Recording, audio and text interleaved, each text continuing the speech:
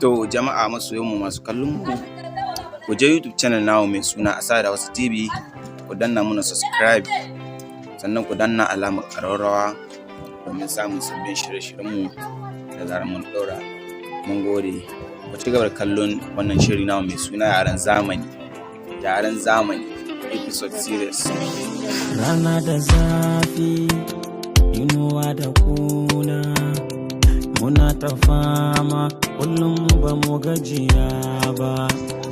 Maza da mata, kowa da kowa, kullum muna ta nema bai wuce subsidin rayuwa ba.